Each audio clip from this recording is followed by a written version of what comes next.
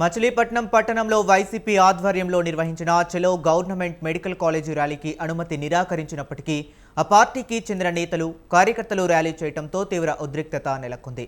Medical కాలేజీలో పరీక్షలు జరుగుతున్నందున విద్యార్థులు సామాన్య ప్రజల పనులకు ఆటంకం కలుగుతుందని, శాంతి భద్రతలకు విఘాతం కలుగుతుందని పోలీసుల ర్యాలీకి అనుమతి నిరాకరించారు.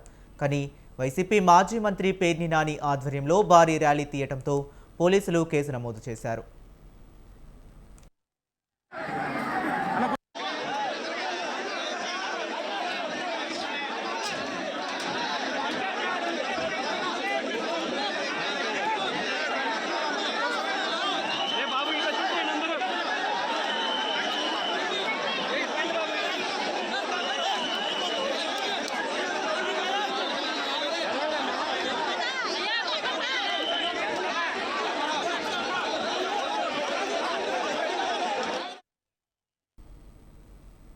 వైసీపీ నేతలు పేర్ని నాని, పేర్ని కిట్టు, సింహాద్రి రమేష్ బాబు, కైలే అనిల్ కుమార్, ఉప్పాల రాము, దేవబత్తుల చక్రవర్తి, దేవినేని అవినాష్తో పాటు సుమారు 400 మంది కార్యకర్తలపై కేసు నమోదు చేసినట్లు పోలీసులు తెలిపారు.